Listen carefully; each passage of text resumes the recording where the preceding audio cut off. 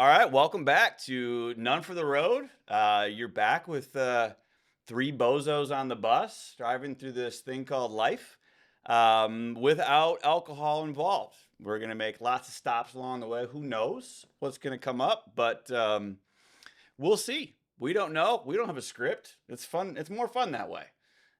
So join us as we explore, this crazy life without what we all used to call a good friend.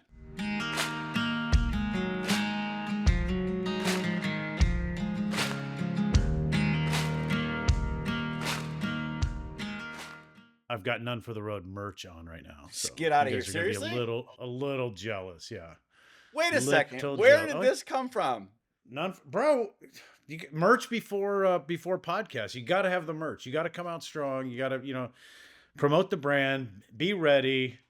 I'm taking sales, man. I got pre-orders. Pre-orders are through the roof. This is fantastic. Not cool to not let us in. We have none of None for the Road. I want to see it. I want to see your general setup. So I was thinking what he does. Let me see. Look at this. Let me see. Get out of here, man. What are these in the mail? Dude, hey, bro, fellas, it's hot off the press as of an hour ago. So, I just got the shipment in. I just, Well, because it pulls on some of my core strings. I'm a brand guy. I do brand development. So logo of None for the Road has been on the mind for a while. And Joe just runs with it. He just decided. He decided. He decided that's our brand. So we'll review it. I hope you didn't buy 1,000. No. Nonetheless, yeah. I love it. I love it. Nonetheless, None for the Road. All right. Well, we'll go back to audio then. And the feedback, the direct messages from people supporting what we're doing and appreciating what we've done and getting something out of it, that's the stuff. That's the fuel for continuing. I ran into a guy this morning. Yeah. And he just came up to me. He said he watched it twice. He said he hasn't had a drink in 4 months. Greg, I think. Yeah. Yeah. He said the same thing to me. He just, he was like, I got an anniversary coming up. Normally on our anniversary, I have an old fashioned. And he was just like, he goes, I can't decide. Yeah. And I was like, do whatever you want, man. I'm like, again, I'm not here. We're not the police. No, go for it. I said, do a mocktail. Yeah. Old fashioned, whatever. Well, and he had told me. I never see the point in one. These guys, these amateur drinkers, like what? No kidding. You're going to have one? What? Like you could skip that. and trust me, if you're going to do one, do 10. Like, come on. And if you're only going to do one, do none. Yeah, exactly. It's 100%. If you're going to do one, do none. What's the point? Yeah. Get a water. I agree. I totally agree. No, but I was in full support of this guy telling me that I just decided to give it a shot. Just one day, I was just going to try it and see how it felt. And then one day turned into two. And then I think he set this anniversary as okay, I'm going to do this until then. And then when that day hits, I'll have a drink. And I love that he's now ambivalent on it. Yeah. He's like, I don't know. I'm going to go back. Yeah. What am I missing? Yeah. And that's a guy that's not struggling no. with drinking. It's just I'm going to try a different way of life. Yeah. Yeah. I mean, I just got another text yesterday from another guy. He said, I haven't had a drink since Saturday. So today's Thursday.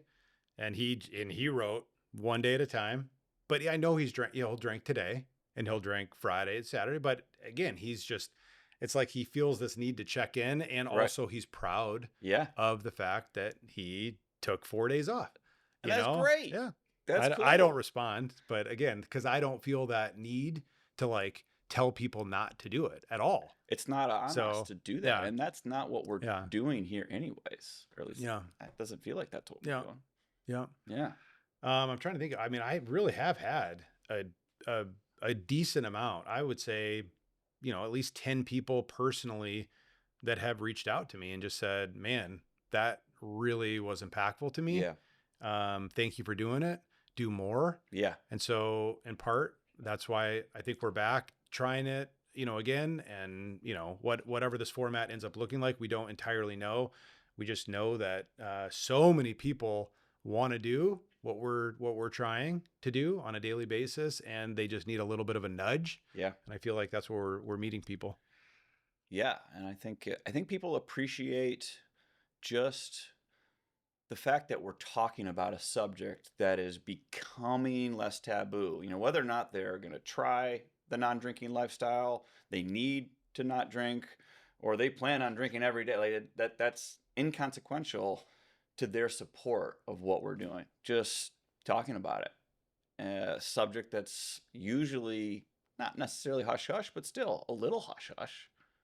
You know, it's embarrassing for people, and it's antisocial. It's anti modern day. Yeah. So it's nice Yeah. that we have that support too.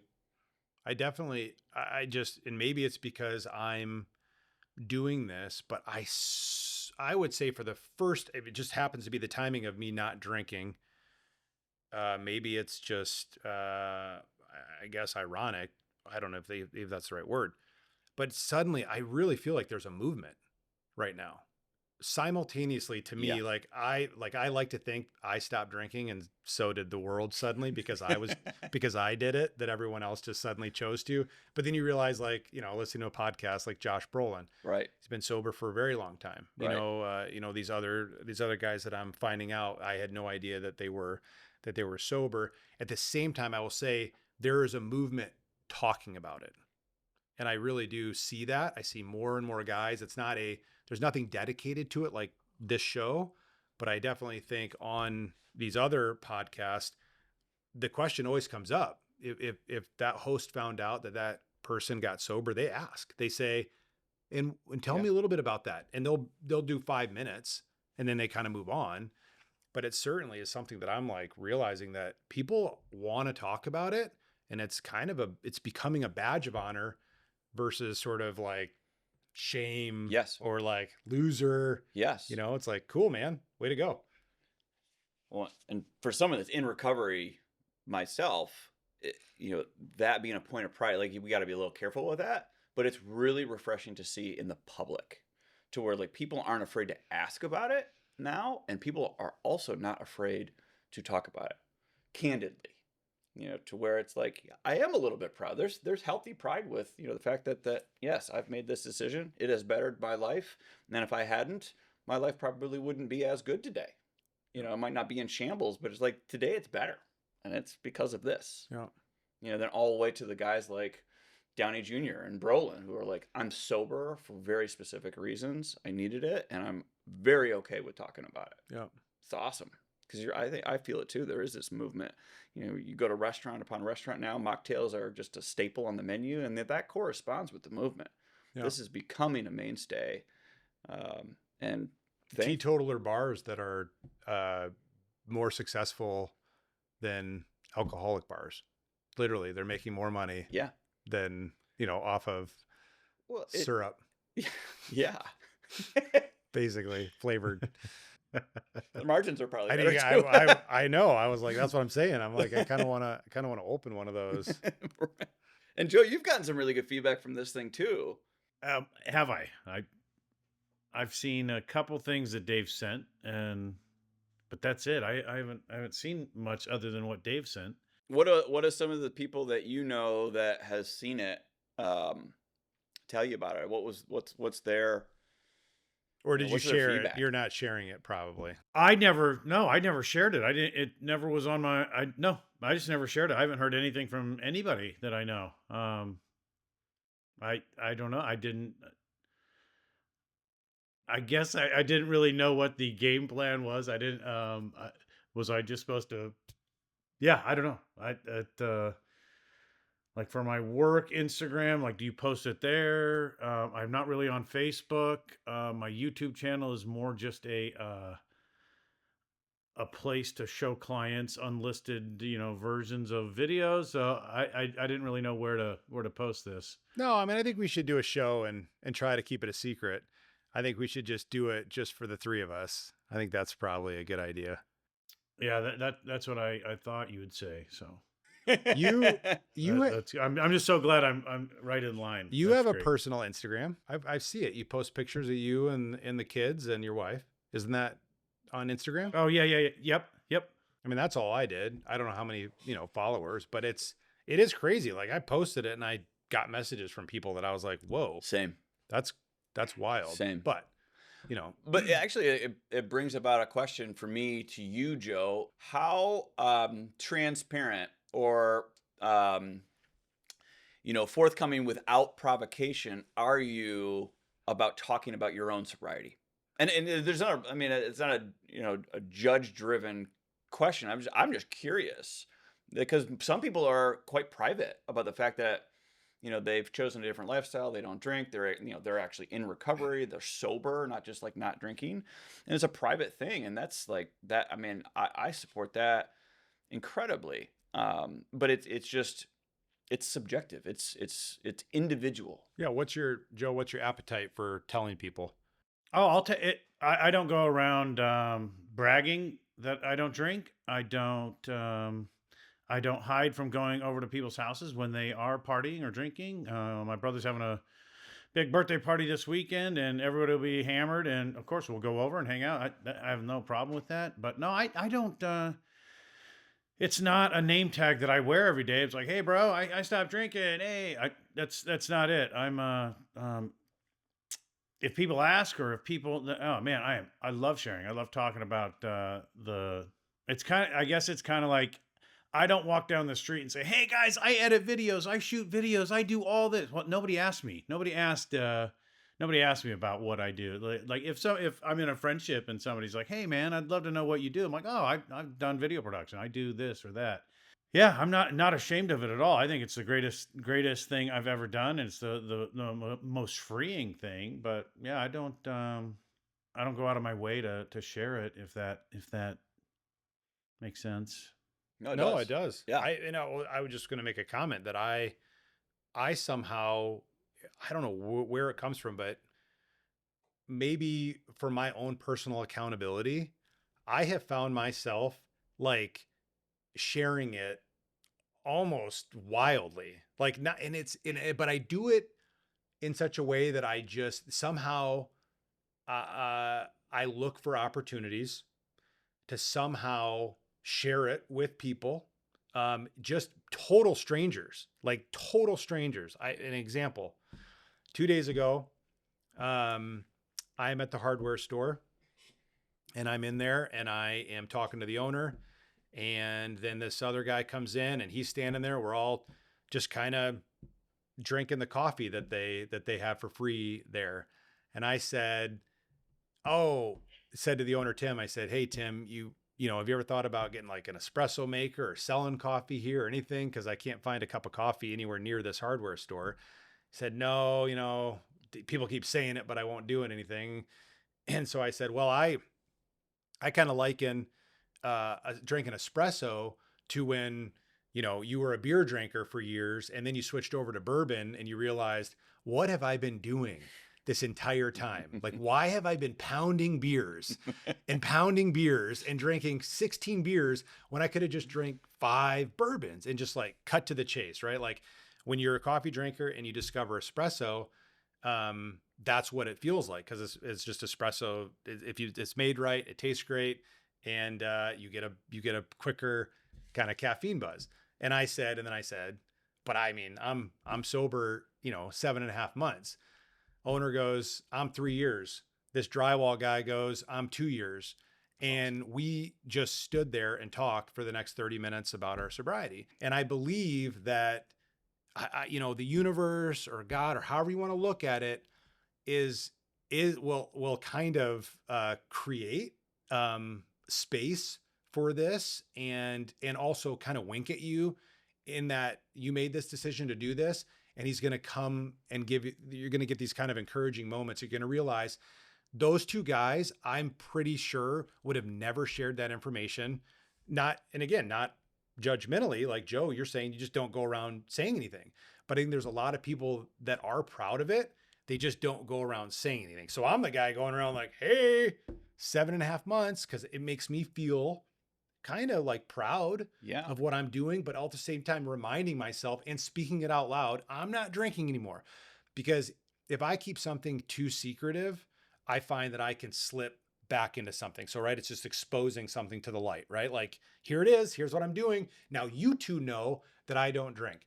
So now It's accountability. yeah, accountability. Yeah. So the more people that know, it's at first I felt a real pressure with that. Like, I didn't want to tell anyone because I felt like I was going to slip up. Now, a little bit further down the road, I'm kind of like, it's better that the more people know than less. And again, that's maybe selfish of me, but at the same time, I think it frees people up to share their own experience and say, I'm trying, like this guy that, just was here, he's like, I'm trying to quit, but I can't. And that's okay too. It is okay because it's honest. Yeah. And that conversation is predicated on you being much more open than most people about it, and I like in my own kind of experience or the way I carry myself to that, in that I look for doorways to offer, where I'm at in life and my choices. I really enjoy being able to work that into a conversation in a calculated way, not in a braggadocious way, but to where it offers substance to the conversation and just supporting it. The fact that I'm okay with the fact that I've made a choice because my life was heading in a bad direction.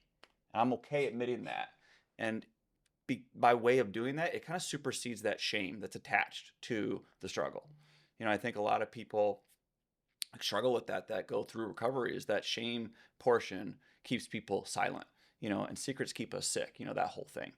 And, as soon as I started being a little bit more outspoken about being in recovery and being sober and being proud of that, I felt better about the choice that I had made, and I knew it was the right choice. I mean, it was very obvious for me, but talking about it in a really excited manner and in a healthy, pride-driven way made me feel just that much better about my choice. And then when I'm surrounded by others that are typically more close to the chest, like those guys in the hardware store, it gives them the opportunity to be like, you know what?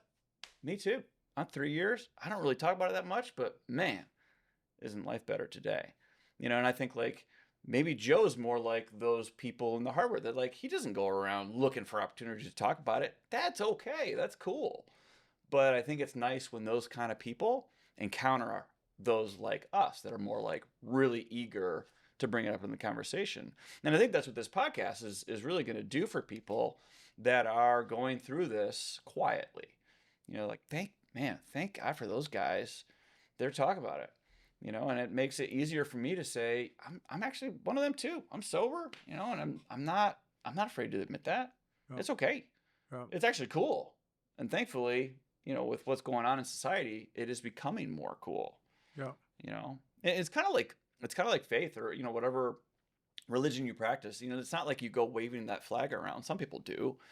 But, when you have an opportunity to talk about, your belief structures, you take that doorway, and it's great. It brings people together. Yeah. I'm certain, and I would say I'm certainly, and again, whether we want to cut in, this kind of the faith stuff or not, but again, I'm more vocal about my sobriety than I am about my faith. Same. Like way more. To me, it's just it's a simpler thing. I don't put alcohol in my mouth anymore. Like that's it. Right. I haven't done that in a while, and I don't plan on doing it again. And you know what? I love it. Yeah. I love that I'm not doing that. Well, and that's the cool thing about this non-drinking thing, because it can coincide with this faith-driven life. It can coincide with, reforming your character defects, but it can also coincide with just a simple choice of like, I just don't put alcohol in my mouth anymore. All of those are cool, and all of those relate to the same subject matter that we're talking about here with us three. Whatever you match to more is great, because everyone in that triangle is welcome into this conversation. And it's a neat conversation to be very open about, because I think a lot of people are eager to find that conversation that haven't found it yet. Dave, something you just said really helped me identify a little bit better. You said you're more you brag more about your sobriety than your faith. And I'm like, oh, that makes great sense. That drinking was getting in the way of my relationship with God. I think I said this on the last one. And so it has opened me up to brag way. I mean, I live out loud now with my faith, and the drinking is part of that testimony. But man, I don't celebrate sorry, I do celebrate. I'm so happy I don't drink anymore. But I don't, that's not what I brag about. I brag about the fact that, that is a distraction now that is not getting in the way of me and my faith and my relationship with God, and, to operate the way that He has designed me to operate. Alcohol really really affected that and really kind of hid that. And so, yeah, that, I guess I would be the opposite in what you said, but that helped me identify that alcohol was just standing in the way. So I don't know. I'm. It is definitely a part of my testimony that I love sharing. Shared it with a guy the other night at my small group. He's brand new to not drinking, and so man, it's such an effective part of a testimony to be had and to be shared.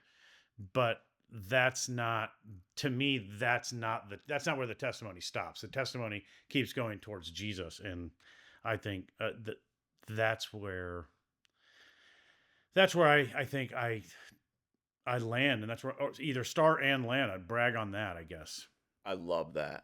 I think that is so cool. And what stuck out to me is that alcohol for you was blocking your ability to embrace your faith. Something that's very important and rooted within you. It was getting in the way of that. And so for me, it's like I look at that alcohol gets in the way of our true selves. Alcohol gets Yeah, in the way of being open about our true selves. The fact that, you know, if you want to, phrase it as I'm a sinner, or just that I'm fallible, or I'm imperfect, I have shortcomings. I feel like alcohol gets in the way of us really getting down to those depths. It allows us to stay on the surface and cover those things up. It's almost like a veil, that covers the imperfections of my skin. And it's really scary to remove that because I'm now exposed. I have to be honest, and honesty is scary, especially in the public eye or to people we're trying to impress, say a business meeting, or, new friends, whatever, you name it. It's scary to be vulnerable and scary to be open. And alcohol is convenient in those situations to allow us to stay somewhat hidden, safe, until it creates this block to all that really is important to you, and you don't even realize it until it's gotten to a point of being not too late, but it's destructive. And I think that's where it all begins for most of us, who drink. And regardless of how bad it gets for us, we all started with social drinking. What can alcohol help me with? What can it assist me with? What can it do to make me, feel better about myself, or feel more comfortable in situations, or be more funny, or be more social, or be more this, or be more that? Um, it disguises our insecurities with this mask. And taking that mask off, especially after a while of getting really used to that and having that familiarity with the mask, is really scary. But it's so beautiful when, once you realize, taking that mask off gets me closer to faith, or taking that mask off gets me closer to being honest with who I am and being okay with that. And it gets, it gets to truly who we are. It's a removal of something that's just in the way. You're absolutely right. I think so. Absolutely right. I mean, yeah, I just don't think people want to discover their true self, or are afraid of what they think their true self is Or should be. or should be, or there's this pressure. But like, the truth is, like, I mean, if you're going to try to argue that your alcoholic self is better than your true self, I mean, that's a really bad argument to try and make, because it's just, but you'll never discover it. You'll never see this, like, this real true happiness that's available, this real true security that's available, this real true hope, or even, I mean, I would say when we talk about the faith side of it, I mean, I don't know how you could make the argument of believing in, I mean, you could say you believe in God or whatever and be an alcoholic. I mean, it's just, you cannot discover a relationship, a spiritual relationship with God with alcohol. Just simply not possible. So I'm going to go first full circle just for a second, Joe, back to what you were saying, how you talk about, your faith in Jesus. Like, I don't think I haven't had enough time sober to even develop that part yet.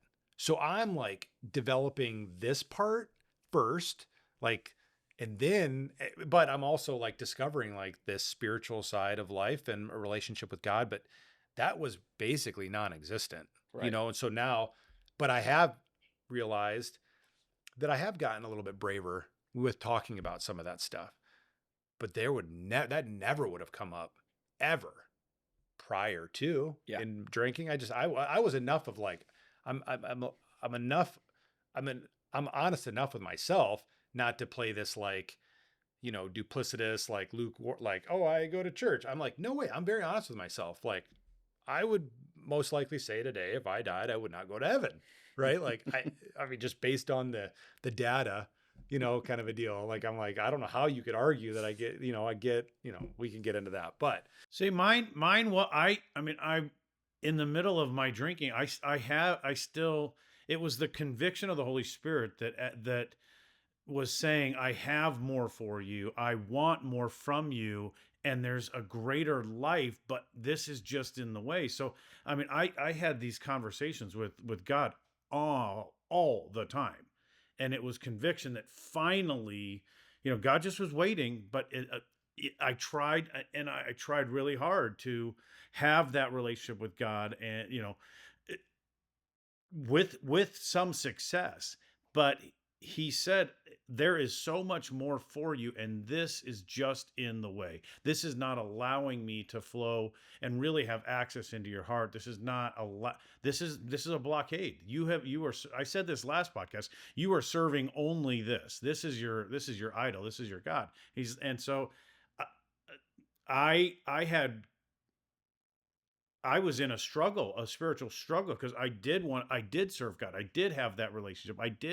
I was down that road, but this was hiding, unconfessed sin. I used alcohol to hide unconfessed sin in my marriage and insecurities. I shared that where feeling of insignificance. And God said, I have so much more for you. I just need you to take that step, that leap of faith, and let's go that one day. And then after, like you said earlier, the guy that said, I'll try it one day and then I'll try it a second day. And then all of a sudden I'm 40 days in and I finally tell my wife, hey, I'm 40 days sober. She's like, oh, I thought something was different. But that was just God saying, take that one step. So I was in a battle in the middle of my faith, where the Holy Spirit was just convicting me. Hey, you know what? Let this one go, because I do have more for you. To me, that's pretty amazing. Because I mean, like my own experience, and I've heard this from other people that, that I came up with in terms of my sobriety, that, in the bad days, at the last chapter, so to speak, or last chapters, it just felt like God was gone. Like he just wasn't there. And I had probably built this enormous barrier between me and him by my drinking and my behaviors. But like, it was not God, or at least I didn't see it at the time, that it was God that brought me back to life. Little did I know, like, he was involved in my life before I was involved in his. And I don't want to go too far down the faith path, but like it was a spiritual realization that I had created this barrier. This blockade, I was adding to it over time. So like, God brought me to recovery, and recovery brought me to God. It wasn't the other way around. Like I didn't realize that God was working in my life until like I had that clarity in order for It's the same. myself to, to realize what was happening. And for others that aren't firm believers, like it's just that that and that reception. We talked about this in the last podcast. My reception was off to just a greater version of myself, a greater version of my relationships, a greater version of my spiritual connection to the world, or to God, or however you look at it. Like it was just blocked. It was just clogged. And that's what I hear time and time again, regardless of people's belief structures, is that alcohol just blocks it. It gets in the way. It just gets in the way. And that's that like common ground that I find so neat with whomever I talk to who is not drinking, sober, faith oriented or not. Like there's that common ground of just like it was in the way, and I didn't even realize how much until I stopped. Yeah. Until I stopped putting it in my mouth. Yeah. I just didn't realize. Yeah. And that's the cool, and that's why it's so neat for people to like just make the decision casually, because it's not affected them in dire straits, Yeah. to not drink and realize the benefits. But it coincides with like that person that's really in need. The benefits are the same. Yeah. The glaring issue is quite different, but the benefits are equal. And I guess that helps me kind of feel better about myself now, because I have, I'm in recovery. I'm sober for a very, very specific reason or reasons, but I feel like I can interact with those who aren't in a very different way. I don't feel subpar anymore. I feel like I'm involved in this community around me instead of like reaching up to it, and having to like, feel like I'm always reaching because I'm less than. Mhm. It's allowed me that feel, for me, it's allowed me to feel better about who I am. Truly, there's like that purity Yeah. of self. Yeah. Whether that's how I feel about myself, how I feel about others, how I feel about God, how I feel about a lot of things. It's just allowed me that purity of and being okay with that. Yeah. Yeah. I mean, that discovery to your true self is there. I just to tell people, I'm like, look, don't quit drinking. Just quit drinking for a year. Just don't put that like forever thing. But I am telling you, if you go that far, you are going to be shocked at what you Don't start. quit drinking. Just quit drinking for 20 years. Just try that. Exactly. I don't want to put forever on it. Don't Let's even not use label it. it forever. I think just again, quit people for 25 Yeah. years. Yeah. People think of this like this idea that there's like a pressure to it. But again, this upside to it is, but you just can't explain it to somebody till they just start to get out of it. Right. You cannot, if you have ethanol in your system, Right. it just, that's the tricky part about it. It just keeps you locked into it. Well, and it's also like, the finality of the word quit. Yeah. Which is not necessarily very useful in the beginning, because that's daunting. I have to quit. That means Yeah. for the rest of my life, Yeah. I have to commit to this. And if I don't succeed, then I failed at. However bad it is for an individual, like if you don't succeed, you drink again, you fail. Yeah. So instead, like replace it with, I'm just going to embrace a different way of life without alcohol. Yeah. I'm going to I'm going to give it my best shot. Yeah. I'm going to try. I mean, I'll tell you about 1,000 instances where I relapsed in my early days. It doesn't mean I wasn't, really kind of trying to stay sober. I didn't know how to do that. Yeah. I didn't know what I was doing, and I wasn't latching onto the right reasons for sobriety, but like I was trying to embrace a different way of life, the best I could at that time, and that's relatable to anyone who just like thinks maybe I'm gonna try to remove it from my life for a day, for 40 days until my anniversary, or for life. Let's see what happens, And like you said, to your point, I challenge anyone to compare, their life, if they're a drinker, look at the past year and then stop. Yeah. Take catalog of that year and compare like how you feel physically, how you feel spiritually, what's your sleep like, what are your relationships like, how spiritual do you feel, how in touch with yourself do you feel? Like I challenge anyone to say like, nope, my life was better when I was consuming. Yeah. Like it just isn't. Man, the thought of that as a drinker, a year is an eternity. It's like, hey, bro, just take a year off. You're like, what? I remember my buddy did it. I'm like, are you kidding me? And just the thought, I'm like, entire year. I mean, what? That's an eternity when you're drinking. You're like, no way, man. Like, let's try a week and then maybe we'll go 2 weeks. But 30 days, you know what? I think I graduated. I'm good. Let's get back to it. But a year is daunting. Now it's not. It's just another year that goes by. But when you're in the middle of drinking, it's like, hey, bro, just take a year off. It's like, here, sign this suicide note. You'll be fine. Just trust me. Yeah, but I do think people get, and I agree. I mean, I couldn't even have imagined, but even listen to that podcast of Josh Brolin. He just goes, look, I woke up one day and I realized I did it one way for 45 years. Now let me compare the other half of this life. Let me just, because I know the result. You know it. So I mean, just being honest with yourself, you realize, you see it. So like, just experiment. That's how I look at it. I'm just basically experimenting. Yeah. Like just as I experimented with drinking, Right. just as I experiment with anything else, Right. I'm just experimenting with it this way. And when you look at it a certain way, then it becomes less of a pressure. Because I remember, maybe even my wife was like, a couple times, like, you should probably drink less. And I was like, back me into a corner and I'll show you basically what drinking really looks like. Like that's my response to my wife. Like, not like, thank you for caring about me. It's like, I'll show you.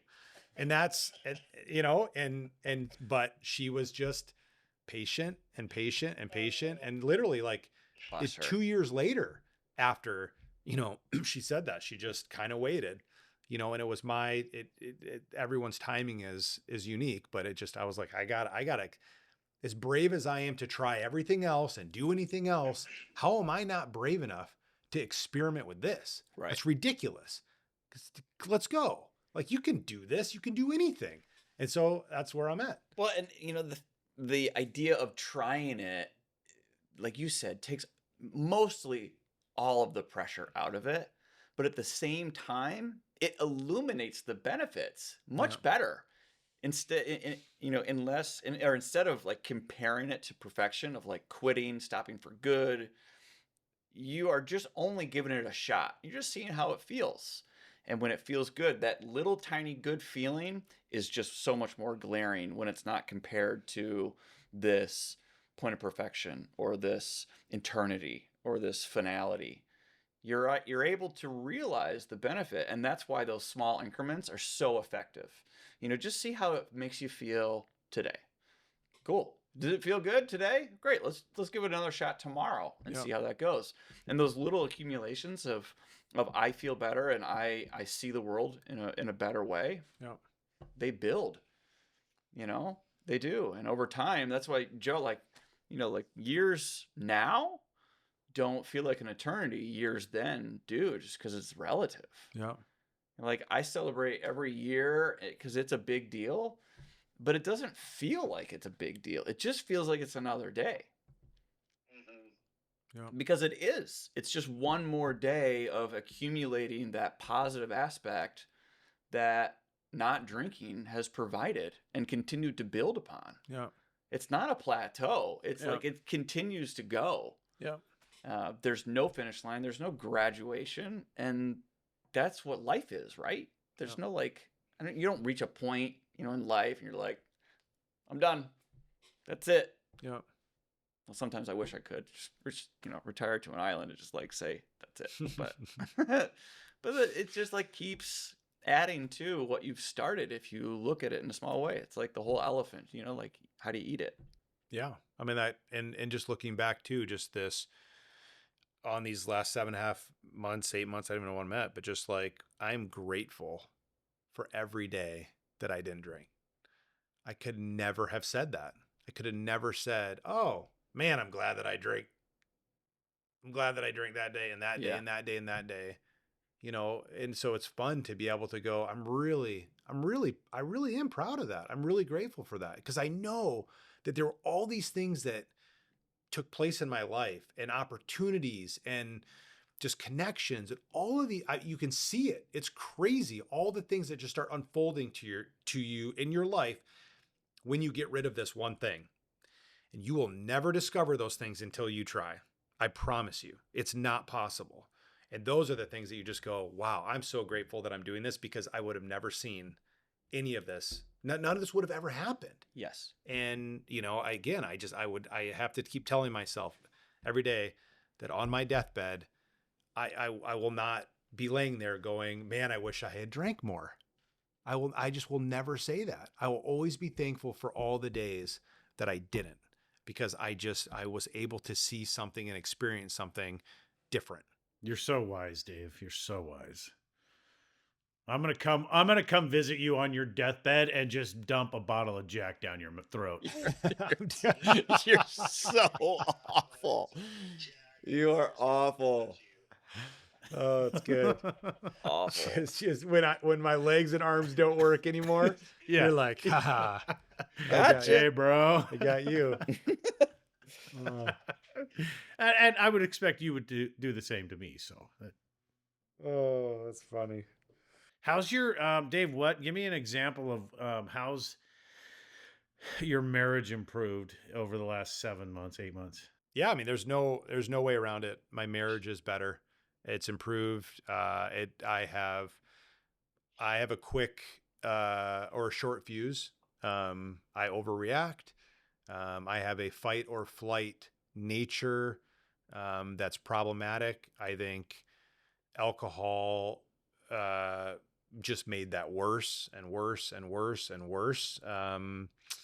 Lack of sleep, increased cortisol levels, all of those chemical things that take place when you drink.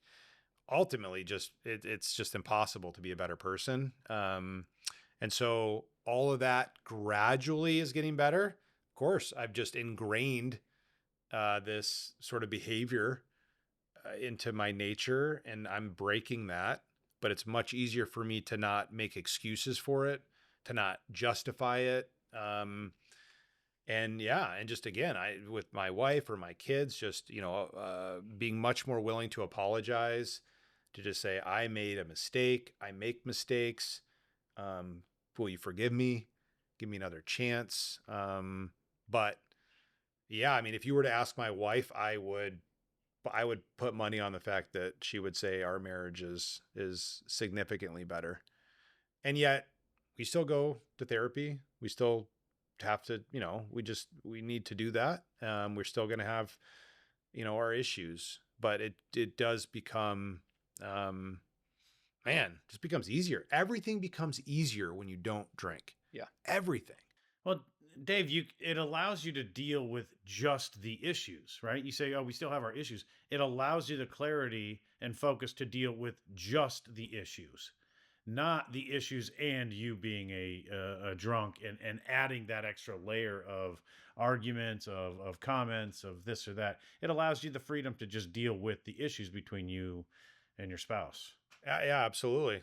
Yeah, absolutely. I mean, alcohol would have caused the arguments, or then even after the fact, or my inability because, hungover, or just that in your system, right? You cannot deal with things the way that they should be dealt with. And so, yeah, it's a huge advantage. I mean, you really do. Like, I look at that. People that don't drink have a huge advantage over people who do. Yeah. I don't know how else to say it. But basically what we were able to do in life simultaneously with drinking is phenomenal. It's phenomenal. Now you get rid of that part, and now it's like, whoa. Get ready. Get ready. Yeah. Like again, marriage is going to be hard. Parenting is going to be hard. Work is going to be hard. But to be able to handle those things is just easier. I think it creates this appetite for continued growth too. For me, as I look at it through the lens of like, has my marriage, how does it affect my marriage?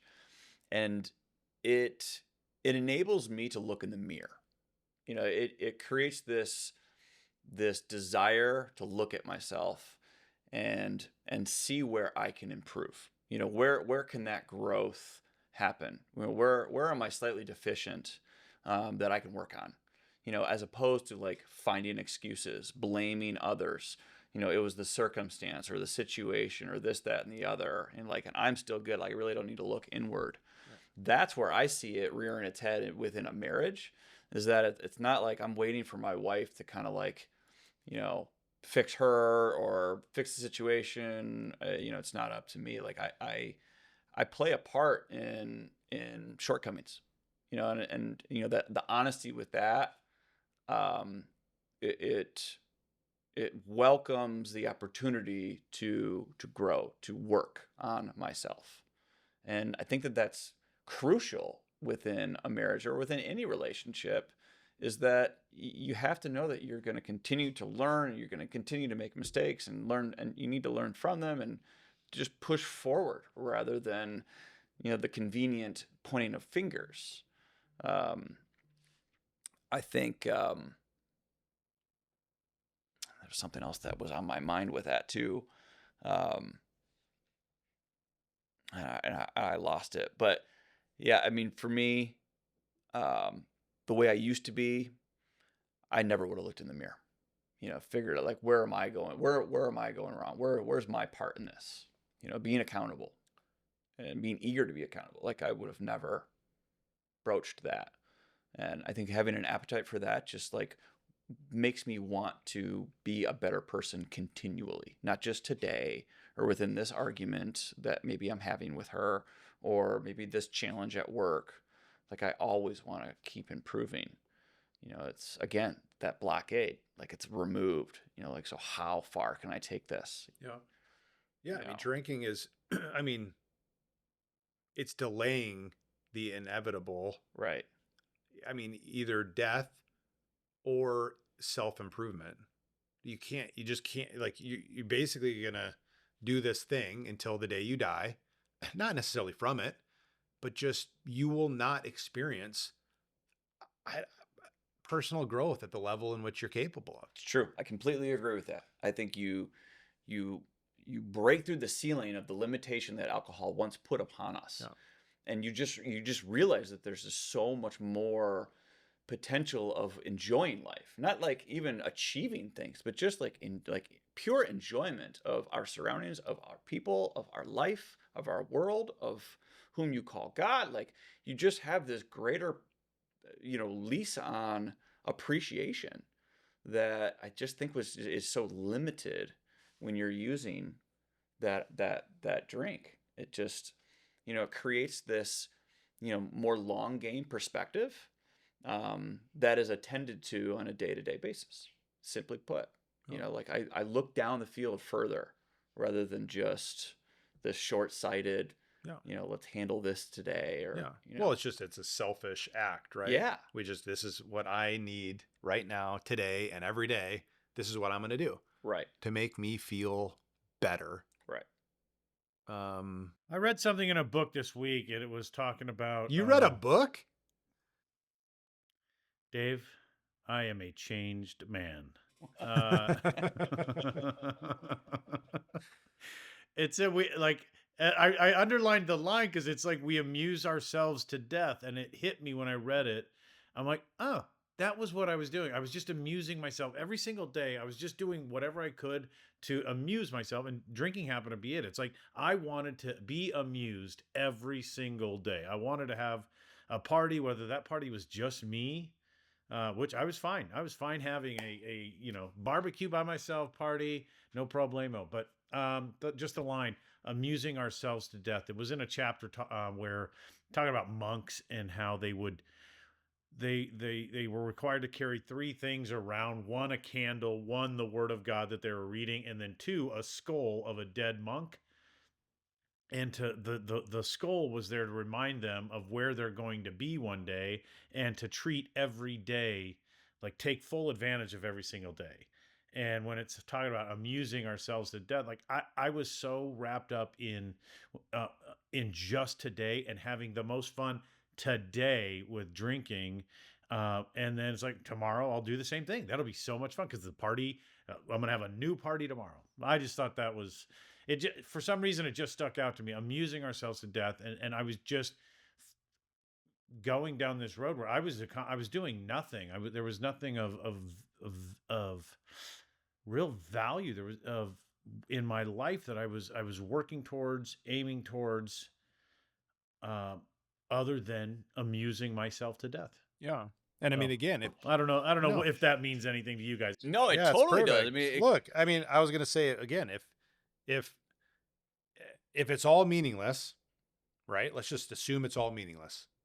Then eat, drink, and be merry. totally. For tomorrow you die. Yeah. Right? Like if that's the conclusion, right? Solomon, pretty wise guy. Just he live came for to today. that, right? Just I don't live for today. just do it. Yeah. And I agree with that. I 100% agree with that. If it is, then do it. Right. And that makes sense to a lot of people. But if you think that there's something that has meaning, I then you would say do Right. the opposite. Because if you look at it on a perspective of life is not ending tonight. So that fashion in which you're living is a broken record that you're living every single day. You're just like waking up, amusing myself to its fullest extent, going to sleep and doing it again. Like I loved that, Joe. I mean, it totally coincides with that short-sighted where that's where I was, just like for today. Short-sighted. What a short-sighted. That's it. It's completely short-sighted. It's short-sighted and it's day by day. Like that's the furthest vision that I had while I was drinking was that day. How am I gonna do me today? Because that's all I was focused on. What am I gonna do for me today to feel good, to do whatever is gonna feel best to me today, and then tomorrow I'll worry about tomorrow. Like who knows? But most likely I'll be doing the same thing. Yeah. But today, like I don't like today. Today is a tool for tomorrow, and then so on and so forth. And I want to build with the end in mind. I want to be very grateful for today because it is a gift. I'm so thankful that I'm able to live today the way that I'm living because it's going to set me up if I continue living that way for a very, very long, fruitful life that's fulfilling. That in a short-sighted way of life just isn't. It can't be fulfilling to the level of how I see the world today, of how I live my life, and how I see others that are walking a similar path live theirs. Like it just can't be compared. Yeah. And I think too, it's even people look at their lives and they're drinking and they say, hey, I've achieved a lot. I'm accomplishing a lot. I think it's great. And you're right. But all I'm saying is if you're doing that much with alcohol, you have no idea what was possible. Totally. No idea. Like it's crazy that again, to imagine what you could be or what you could do. Some people don't want to really discover that. And I do think that was part of my thing. I didn't want to, there was some weird thing that like I had this, maybe a pressure of like greatness. Cause then with greatness comes a lot of responsibility. And I didn't want that, right? I didn't want like, okay, if I'm going to make all these good choices, then all these things are going to happen. And then I'm going to have to, all that. No, So I was just like, stay you know what? safe. I will just keep self-sabotaging. Yeah. I'm going to keep doing that, keep myself down because I'm not accountable or responsible to anyone. And that's it. It's an easy way to do it. But boy, it sure isn't rewarding. That's just it. It's not. It can't be. Staying safe will just not fulfill to the level. And to your point, like, there are people and I'm one of them to a degree. You're clearly one of them. So is Joe, that have achieved things while drinking. It's just like, what's the potential if you removed it? Sure, there are detriments that are involved if you take it too far. I certainly know what that's like. But I'm also not sitting here saying like alcohol is the absolute where you should never drink. No one should. It's absolutely evil. And it's not. It's just like there's a benefit if you to remove it. There's nothing to be said that alcohol blocks people from achieving anything. It's it's a different perspective. It's about what's possible if you took that away, if you took that blockade out. Yeah. What could you do with that? How would that make you feel? Could you achieve more? Probably. Yeah. Even for a high performing person, like there's definitely potential for greater achievements, more fulfillment, you know? And there's a very good chance that if you removed alcohol, that's going to be realized quickly. Instead, you just drink and imagine ideas of grandeur. Man, is not And the truth. it's crazy. Like the conversations you have of like all the things that you could do and all the things that like the idea, right? Business ideas that you come up with and all these like nothing ever happens. Dave, I came up with so many Fortune 500 companies after 11 p.m. at night. It was incredible, bro. I know. Exactly. Exactly. So let's talk about going to events, Right. going to places Right. that have alcohol. People are drinking copious amounts of it, and you're there, and you are potentially the only one, Yeah. or maybe Joe, you got a thing coming up. You got a birthday party you're going to.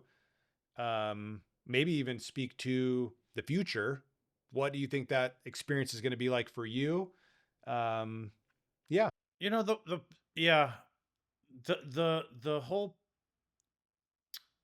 gathering scene loses the party scene loses its luster real quick when everybody is drinking and drinking a lot, not just, a glass of wine, but it just I, it's not fun to be around. Like, we'll go and we'll definitely hang out and see friends and family, and luckily there's going to be some people that don't drink. I think Dave, a couple of your college buddies will be there that don't drink, so it'll be fine. But I've gone now to several, and it just loses its luster. The How do you say it? And man, this must have been me for many years, but people just disappear. The person, and I don't mean that all the way, but the conversations and the truth behind people after a certain amount of drinks just kind of disappears, and the substance of the conversation is stagnant, and and so when you're not drinking, when you're equal with that person, it's so easy to just keep the laughs and the conversation going. But um it when you're not, man, it's like, okay, you play I play nice for a little bit, and then it's like, okay, time to go, we have kids. um so yeah, I mean, I don't go, my family and we don't go to too many parties where we don't surround ourselves with people like that anymore. um and when I say we, it was mostly me. Hey, let's go do this because there's going to be drinking there. It's just, there's no appeal there, and if I really want to see those people, I'll make I'll carve out time to go and have lunch or go do something outside of that. But I don't know, man. It's lost its luster. You can't. I can't have real conversations um, for very long, and so once it hits that point, then I think it's just like, okay, see you later. Yeah. I mean, I can't agree more. I I find myself, my wife will ask because we've been invited, and again, it's the kind of the cordial thing to do is to accept the invite. I have zero desire to go. Zero. My wife's not a big drinker, so she was always going because she knew I wanted to go do that. So she was always tagging along, but never telling me, to be honest, like she never really wanted to go either. Lawful. And so yeah, it's just and I'm again, I'm fine being around it for a little bit, but I'm already we've skipped so many things recently, and I don't care, and I'm glad that I did, because again, the things that happened in my life uh other than going there were amazing, and I just experienced some other activity that I ended up doing. And I'm not trying to shut out people, but the problem, and we'll go for a little while. The problem And again, we were such participants in this. So again, I'm not judging. It's just what alcohol does. Basically, the conversations just go in a complete circle over and over and over and over. And when you're drunk, it's so fun just to have that same conversation over and over and over because your brain can't possibly go beyond that. It's not capable of going beyond it. But you think that's what you're doing. It's like you're firing on all cylinders. But I'm standing here now sober looking at it and going, this is absurd. Like, this is absurd. Like, this is just, there's nothing, we're never landing, right? No conversation is ever landing. There's no depth. There's no, there's just, it's really nothingness. And there's a lot of laughs, but it's a lot of laughs to the exact same conversation that happens over and over and over. And so, yeah, you do it for a little bit. And then, when guys start, slurring at your wife and you're like, okay, let's go. We're all done here, and you won't remember these, they're friends. Your husband's the best. Yeah, exactly. Okay, pack up exactly. the car. I love him so much. He's the That's my best. cue. And yeah, so then you just kind of slip out the back, Jack, and no one knows. No one knows that you're gone. The best question. Oh, what time did you guys take off last night? 11:30. You're like had left at like 8:30. No, we do the same thing, and it's like that first circular conversation that you find yourself in is your cue to go. Like, that's it, because you're right. It's this cyclical thing that's just for some reason is stimulating once you've had a few drinks. Like, you can just stay in that circle, that conversation that just never ends. So we just I just put in this end time, to where like we just don't stay past this point. And it's not like a set time for us. We just realize that once drinks are circulating and you realize that, we're just done. And there's no harm, no foul. But like for us, it's like checking our motives of why we're going to an event, why we're going to anywhere that are just so different than they used to be. Yeah. My motive used to be like, man, I loved the prospect of going out knowing we were going to close down the bar and probably go somewhere afterwards. Yeah.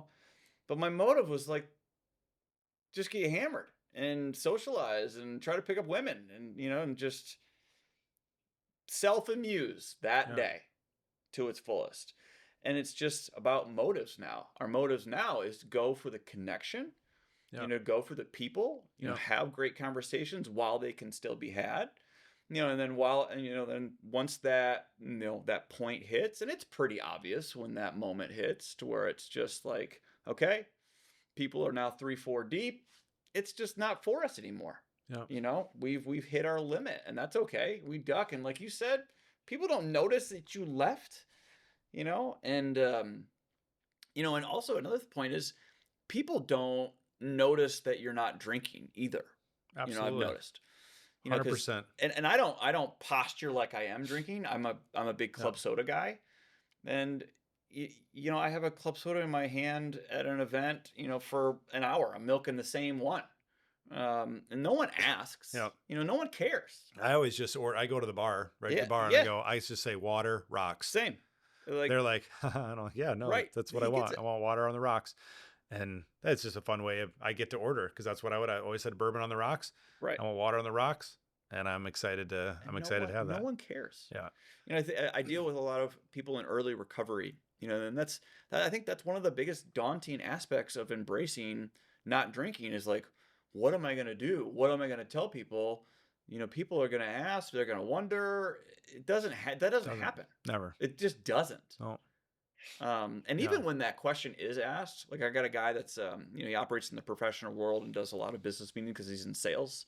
A lot of that coincides with going to drinks, happy hour afterwards. And, even when that question is posed, like, oh, you're not drinking, like your answer of, no, I actually don't drink. like it's usually left there. 99% of the time it's left there. If it's a 1% of the time and people press you, you're in the wrong room. Yeah. You No, you're know? dealing with an asshole. You're absolutely right. Yeah. Like it's just not your space, and that's your indicator. Great. Okay. Learned my lesson on that guy or that place. Done. Yeah. But like 99% of the time, people don't care. People don't press. They respect the decision. 99% of the time, somebody's gonna go, I wish I could do. Totally, dude. Like you had that Like, experience in the how airport. did you do it? How do you do it? Like Right. that's what they're like. Oh man, it's like it's just it's. I mean, it really is incredible how often someone says that to me. Right. Either it's Dave, I'll never forget sitting at that football game here in Scottsdale at Stratton's football game, and you were still drinking, and you had heard that I stopped, and you're like, "Oh my gosh, congratulations!" I'm like, what are you talking about? You're like, "I can't believe it." I'm like, "What do you mean?" Like you just couldn't believe it. You're like, "I totally want to. I want to." I'm like, I had no idea. You even said, you're like, you don't know how many people you're impacting by doing this. I'm like, what are you talking about? I just stopped drinking. You had so much foresight. I don't know if that's the right word. So much foresight. You see the struggle. You were telling me you just see the struggle with all of your friends and how many people come up to you and say, I want to do this. I want to do this. I'll just never forget that night. You were a huge component in my decision to stop. I mean, I'm at a high school football game with a Yeti, right? I smelled it. I know.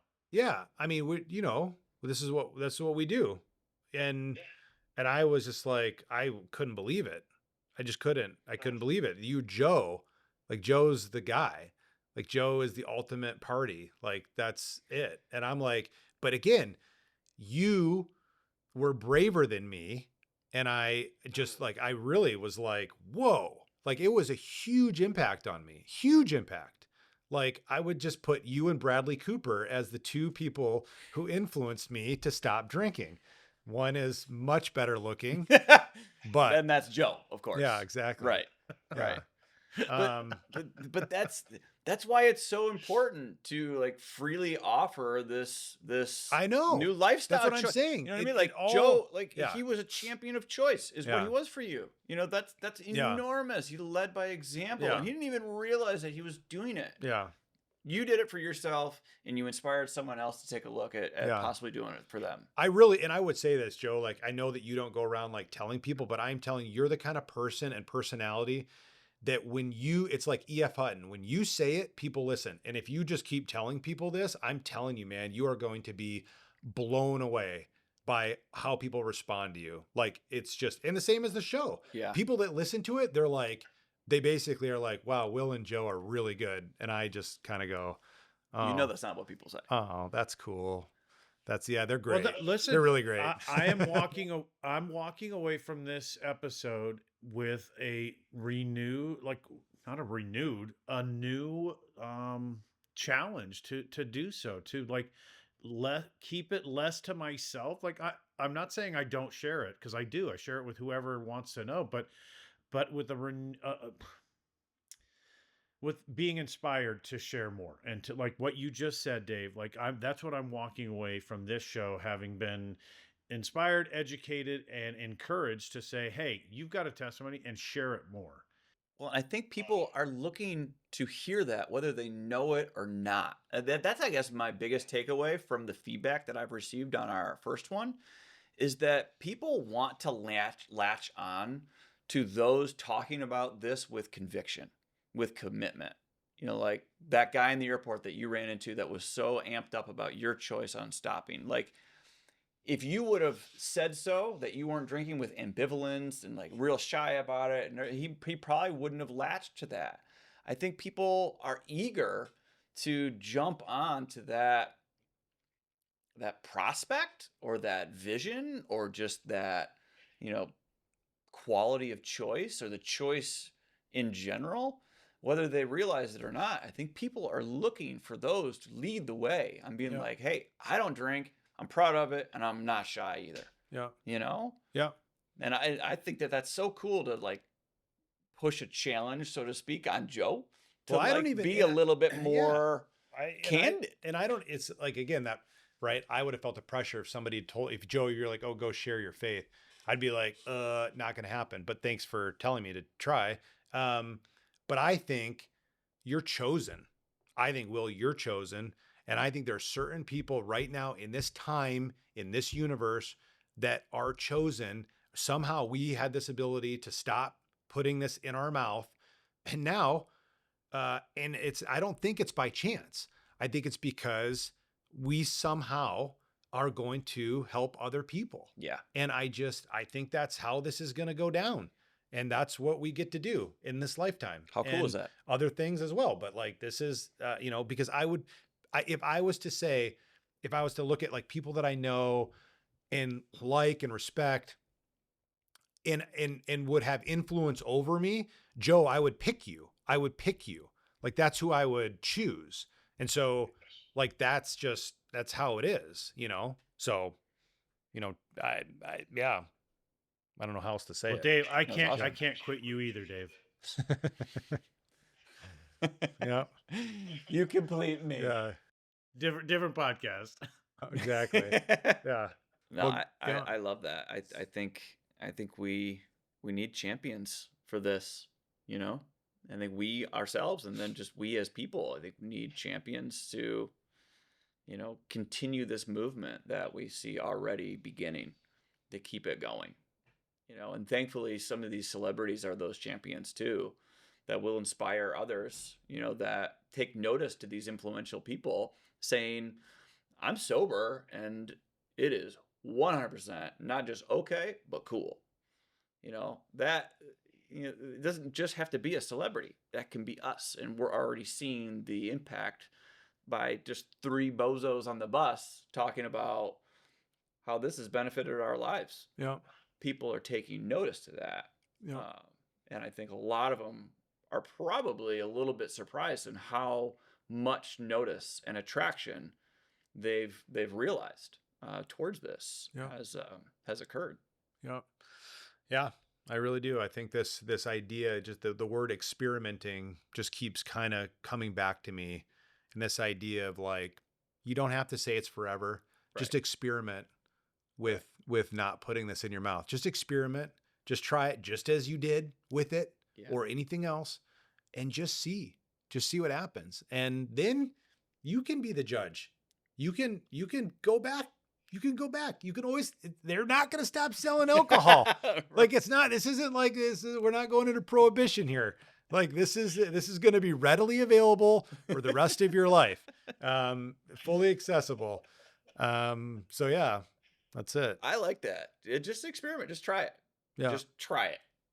Regardless of where you are, try it. And then report back. Like, let us know. Yeah. Like, you stopped for a week. Cool. What happened? Yeah. Yeah. I love And Dave's at the Ace Hardware coffee stand every Tuesday morning. If you guys want to meet him, Exactly. So see you guys there. Yeah. Most rest stops off of Yep, 96. You'll get your drywall guys there, ready to fix that patch in your wall that you were drunk and hit a hole in it. You got the roofer talking to Dave too. So yeah, Ace Hardware coffee stand. That's where it's at. I went from the hardware store. I came back to the property that we're remodeling, and this other carpenter showed up, and I just said it again. I can't help myself. I said to him, I'm like, yeah, somehow the conversation came up. I'm like, yeah, I just kind of gave up booze for 7.5 months so far. And he's like, I just started. He goes, I just started. He goes, I'm like on a month. And I was just like, it's random, man. I'm telling you, everyone I'm talking to it's is nuts. like, yeah.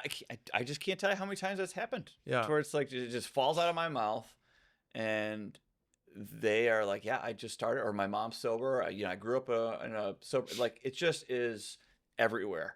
Yeah.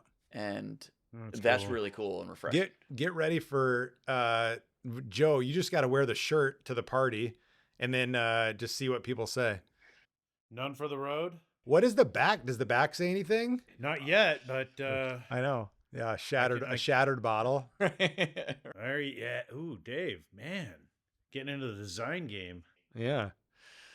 No, I like it. I hope ours are in the mail. Are they 50-50 cotton poly? I like a blend. So do I. Oh, they had that. I buy only Next Level.